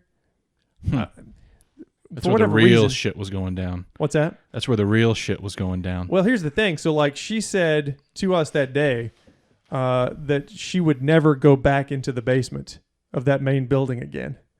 For whatever reason. I can't remember because it's been so long if she gave specifics as to what had happened to her in the basement, what she'd seen or heard. I remember her saying she would never go back into the basement of that building ever again. And what used to be the case is as far as like the layout, like I said, it had a wing coming off like to the east and whatever, and to the west, 2 wings, 2 large wings that were probably 3 or 4 stories. Same height as the main building that's still left up there. And there used to be underground tunnels, which many people probably don't know, that she told us about. And I think that had kind of been a rumor, but that was actually true. there were underground tunnels that went to the different buildings, and they would transport these people building to building via those tunnels. And as far as she knew, those tunnels still existed on the property. They're still there, and you access them via that basement. They got they gotta still be there. Yeah, I mean, they were probably sealed up. The walls, they were probably bricked up, you know? Yeah, but they're not going to fill them in or anything. No. So, They're still there, though. As far as she knew, they were still there. And they even went to, like, and this will transition into something we're going to talk about here in just a second, which I mentioned to you. Some of the bad history of Lakeshore Mental Hospital, where people were kept in these underground rooms. Yeah. Like, chained up and kept, naked, dirty. That I think that leaves a residue if people die like in those situations. Yeah, I think that leaves a nasty energy on a place. Yeah. God. So yeah, she would never go back into the basement. We go, during the day that second time, and then actually I go back with Phil and like his cousin and a friend or something, and we go back again at like midnight. Assuming, just because of the movies and stuff, that more stuff may happen. Yeah. It didn't. Nothing really happened when we went back, other than the fact that it was super creepy. Mm-hmm. Well, much creepier extra at nighttime. creepy. Yeah, than it was at the day. Didn't you tell me a story that you and a mutual friend had what was it, the Book of the Dead? And you guys buried it in your backyard or something as youngsters? Yes. One Jason Fremming acquired from a bookstore. We'll just say acquired. Yeah. Illegally 3 copies. Oh, I didn't know that. Yeah. 3 Stealer. copies. Of the Necronomicon. There it is. Yeah. Yeah, the Book of the Dead. Yeah. And I end up burying mine in the ground. Is it like because it creeped you out so much, or Yeah. just the fact that you just had it and you're like, I gotta get rid of this? It's been so long ago because this was in high school. Yeah. And I want to say we were 8 years old. No, we were 16, 17. Something happened. It was weird. I don't know. Something happened with all of them. I don't quite remember. Maybe he could remember the tale. Yeah. But it was a dark and stormy night, and I went into the woods. Of course. And I dug a hole and buried that thing. I love that story. There was like a series of, I want to say there was a series of, unfortunate events. strange, occurrences. Yeah. And And I you think blamed he did it on the the- same thing. Yeah. And you blamed it on the book. I think his book actually, he threw it away and it showed back up. Oh, man. That is. Yeah. Jesus. So, yeah. Classic. So there was that. Real quick, just before I forget, and before we move on to the next thing here, the Lakeshore Mental Hospital is kind of known. This is kind of a famous sort of thing that happened there. It was called the Midnight Raid. Have you ever heard of that? It sounds familiar, but I don't think it involves this place. So Yeah. So because of such, and what had happened was there was a lot of reports, I guess, of all the bad treatment of patients there. mm-hmm. I guess the law enforcement and I guess the governor, perhaps, because I'm not entirely familiar with the story. They basically just showed up there at the hospital unannounced. Okay, one night. It's bad news. Yeah. Hospital administrators and stuff like that weren't ready for their little, Yeah. so they could get all the patients cleaned up and stuff like that. Yeah. And this happened in the early 70s, January 26th, 1971. Stand by. So Stand they by. just did they have like any like inkling something was going on, or was this just something they did, just a surprise raid? I guess there had been reports Okay. of people being chained to beds, people being chained up underground, Right. essentially forgotten, not really getting treatment, Right. for Right. schizophrenia and the many, mental, But to be fair, according to that article I was reading, these people were lunatics. right. What's he gonna do with them? Yeah, they were lunatics. They were crazies. They were nuts. So what are you supposed to do with that, right? Yeah, you got to chain them down, keep them dirty, Naked, in it, and cold, freezing. Yeah, but most importantly, in a green room, a green tile room. Yeah, so apparently they had an informant, I guess, somebody that was in the hospital that may have perhaps gone to the news or something like that and give him a little information. I think that date that I gave you was wrong. But anyway, it happened in the early. It happened in the 70s. We'll just say that. 70s. In 1977, the Lakeshore Mental Health Hospital, it was renamed because we were talking about earlier. It had a more nefarious name before, asylum, lunatic. They didn't really crazies, crazy house. Yeah. I do think though we should add this to the list of places we need to go for the podcast. Definitely the Moon Eye Wall. That's what I'm going to call it, right? Yeah, Fort Mountain. Yep. And then we are going to search for these tunnels, and we're going to find them. We're going to open them up. Well, apparently, if you just get into that building and somehow get into the basement. Well, yeah, that would be a lot easier, wouldn't it? Yeah, unless, of course, the entrance has been bricked up. But these are I want to say this is the Knox County Recreation offices now, outdoor recreation something. They're still offices. They're still used over there. But well, you can sweet talk your way. You're good at that. Really? Sweet talk your way down in that basement. Maybe. Yeah. We'll see. So yeah, read up on the Lakeshore Mental Hospital if you're in the area here. Yeah. Familiar with Knoxville, East Tennessee.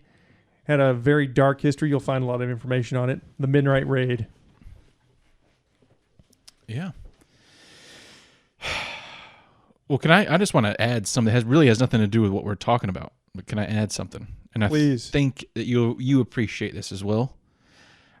As you've been talking, I've been moving around a lot. And have you heard the chair squeak once? No. WD-40. Shout out to WD-40. That's a new sponsor. I wish. Yeah. They got some money. Yes, they do. So, what do you think? Do you have any more stuff on that? Bullet points, things to talk about? Yeah. Real quick, I wanted to talk about Ouija boards. Oh, okay. Because he mentions the Ouija board there. Forgot all about that. And really just kind of I guess the main point of the whole Ouija board was that you're they're mass produced. So how can this mass produced in a factory somewhere be some sort of a tool to, channel? Yeah, it seems like you need some kind of a ritual to go along with something like that. You know what I mean? Yeah, or something a little more just legitimate in the sense that, yes, 1,000-year-old relic of some kind, you think. Yeah, but no, Mattel makes it. Or go to some place where there's like a pyramid, Yeah. Central America, Mm-hmm. Egypt. But it's really, I think the Ouija board, from what I was reading anyway, and just sort of my take on it, is that the Ouija board just sort of acts as it's a tool, and it's the humans that are the conduit. You see what I'm saying? I got you.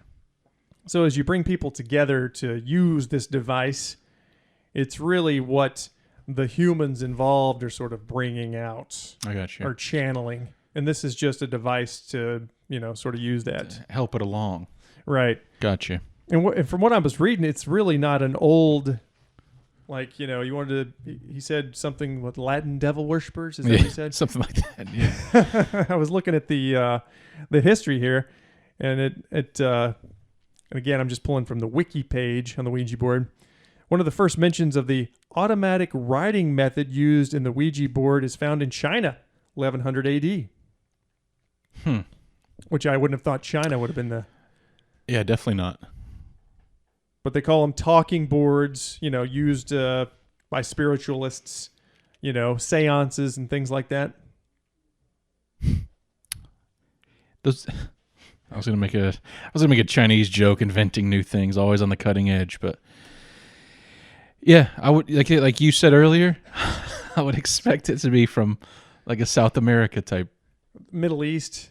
or yeah, even better, Middle. Yeah, Yeah. not Middle East, some sort of, yeah.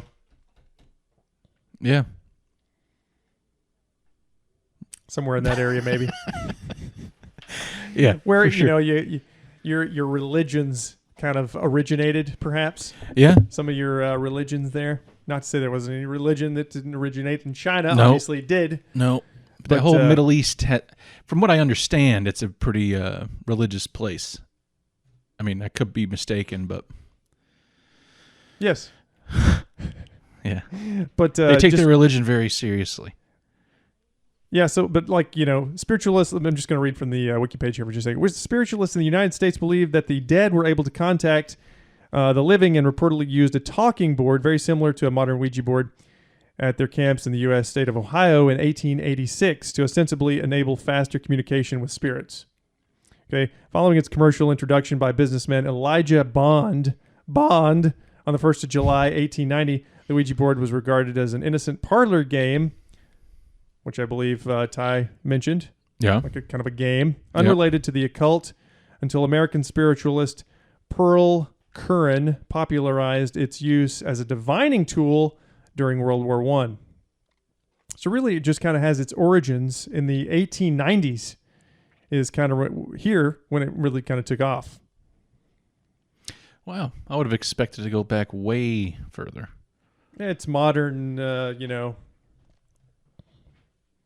Well, and then if like those people that ask the ghosts questions, how the hell are the ghosts supposed to? Like, do they think the ghosts have all knowing? Does Mark like Molly? And the ghost, what's the ghost supposed to say? Right. It would have just been a person. Yeah, So this person would have had to have, did the spirit go to where this conversation was overheard to get Yeah. the information yeah. and then Who to knows? relay it back to you?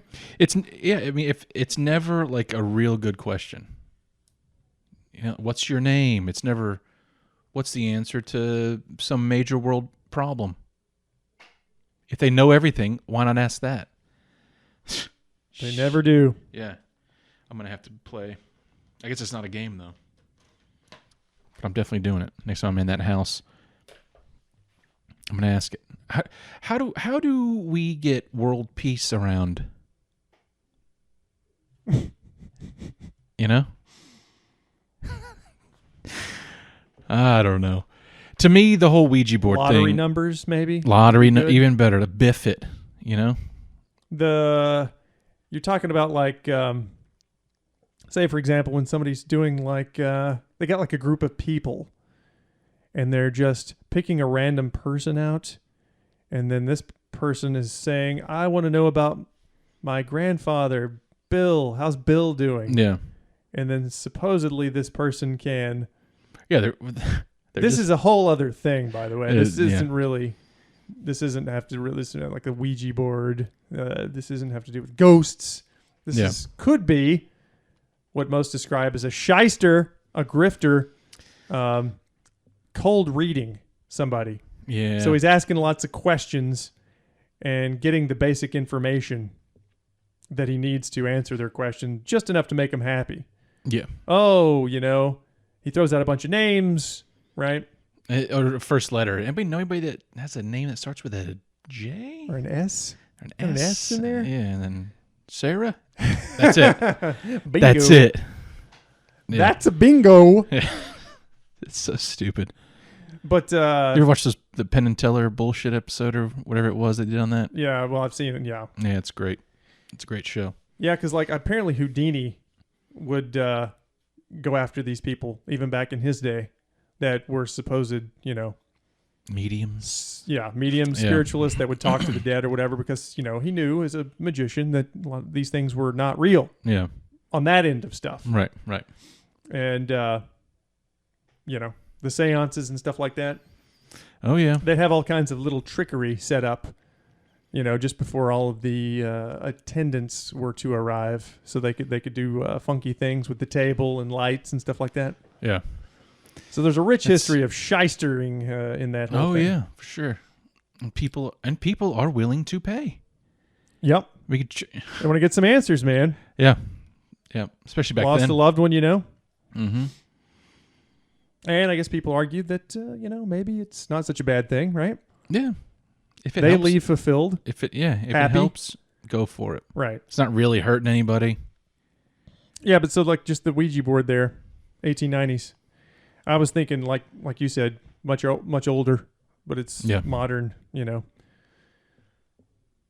Well, 1890s seems to be roughly kind of when, and it's just from what I was reading here, it just sort of seemed like it was somebody saw an opportunity to market it and sell it, and they used that because of the sort of spiritualist movement at the time, also called a spirit board or the talking board, you know. Yeah, there's a word for that thing too, isn't there? That the thing you put your fingers on with the Ouija board. There's a unless I'm mistaken, it has some kind of a name like that's specific just to that. Do you have it right there? I'm looking. Little plank, a planchet. Planchet. Yeah. There we go. Yep. Yep, that's it. Yep. So that's my knowledge of the Ouija board as far as interesting facts go. My mother, though, said that she had a Ouija board and that stuff started going down in the house after they communicated with some spirit. I've heard that from people before too. Yeah. And like that he was like Ty was saying, you invited in right via, you know, you're physically you're going through an act that is inviting this stuff in. Yeah. So whereas you didn't have it before, you've gone out of your way to acquire something, you know, and go through the motions of channeling or inviting this stuff in. So yeah, it's a big mistake. Who knows where it could go from there? Yeah. And I do remember my mom telling me that she went to burn it in the fireplace, and that the smoke was such a thick black smoke, and it freaked her out when she was a youngster. But obviously that could have just been the chemicals. Yeah, whatever. Yeah, whatever it was made of. But I guess that would creep you out a little more, though, if you were already creeped out and then you go to burn it and it's this thick, acrid, black as pitch smoke. So absolutely, it was the spirit burning. So yeah. Well, what do you think? Oh, yeah. I mean, I don't know. At the end of the day, I just don't know. Well, let me tell you right now. I'm just going to go ahead and say, minus the Ty interview segments, we've been going for quite a while. And we all know your friend doesn't like to listen to long podcasts. Right. So do you think we should start wrapping it up? Maybe talk about what we are going to talk about? Sure. Do you know what I'm talking about? Nope. Our new recruit. Oh, yeah. We got a new team member. Yeah. He should be listening right now. Do you want to say hello? You there? Hello. I'm here. Excellent. So, what did you think of the episode so far? It's been pretty good, but you should probably start winding it down. You've gone long. Yeah, it's our our Halloween special, so naturally we're gonna run a little long. Yeah. But people may be a little confused as to who you are and what you are, but you are going to be helping us out from here on out. So if you could maybe just explain to the listeners, explain to the folks at home, who you are and what you are. Yep. I'm a synthetic interactive machine translation deep reinforcement learning knowledge query and manipulation quantum artificial intelligence voice output communication aid. Well, we obviously can't call you that. Do you have a name that you go by? That's a little long. Yeah. Sid. What does SID stand for? Nothing. All right. Fair enough then. Yeah. Well, I guess you just hang out where you are, wherever you are, and when we need your services, we'll get in touch with you. Yeah. Greatly appreciate you joining the team. Yeah. Fellas, I'll be standing by and at your service. Please don't hesitate to ask me anything. And might I take a moment to say thank you By for the way, allowing before I me to forget, assist. thanks Ty for taking the time out to do the interview of his busy schedule. We Yes. appreciate everyone that does an interview with the podcast. Very much so. Greatly appreciated. And didn't you also talk to him about coming on again sometime? Oh, yeah. Oh, yeah. Oh, yeah. He really He wants to come on. wants to come on and talk to you about COVID, Okay. rich people being assholes, and government stuff, how they're assholes. And I'm going to... There's Cover-ups, assassinations, Yeah. coup d'etats, Yeah. all the fun stuff. Yep. Yeah, he loves it. And Excellent. I do have a little bit more of the interview left that I'm going to just throw on the end here. We'll close out. We'll close out with it. Yeah. Okay. It's pretty humorous. Some funny comments and whatnot and what have you. So like long it. and so forth. So, I like it. I like it a lot. yeah.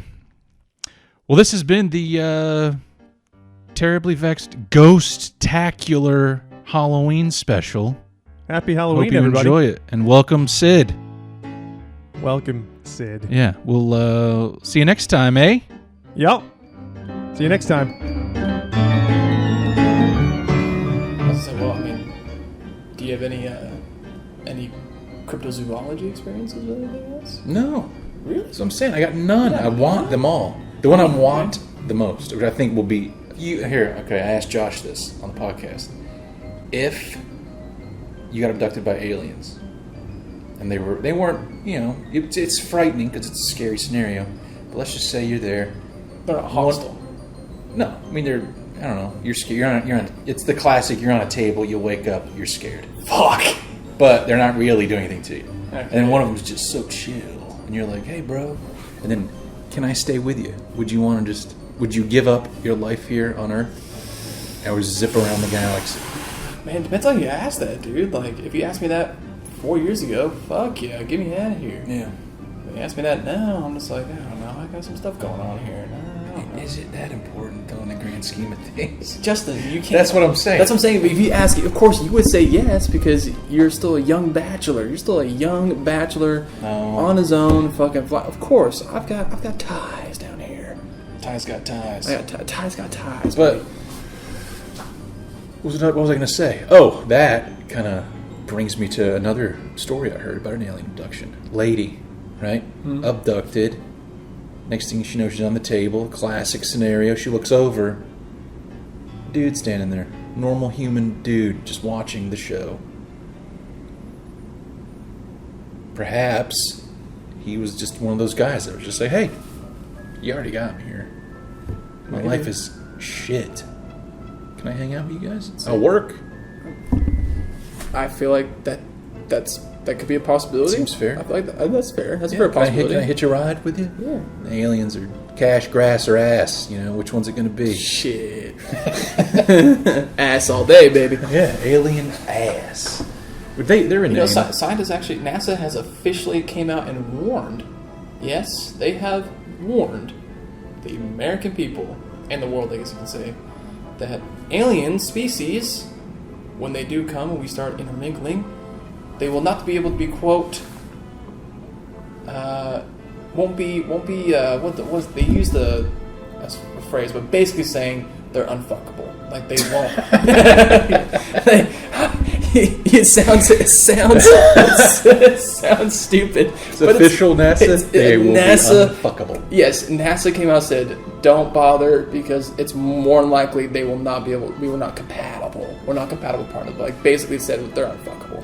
Like so all the degenerates out there and the fucking creepos get over it. If there's one thing human beings can do, it's figure out a way to fuck something. Dude, amen to that, dude. Yeah, so one way or another. yeah, they'd be getting. There would be a porno. Oh, within a month. So quick. Yep. Within a month. Yep.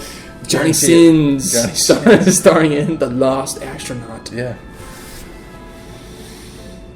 Well, See it now, dude. Yeah. this has been fun. Well, that's All right then. Any more final thoughts on Teensy? Go. she's a creepy little bastard. Love it.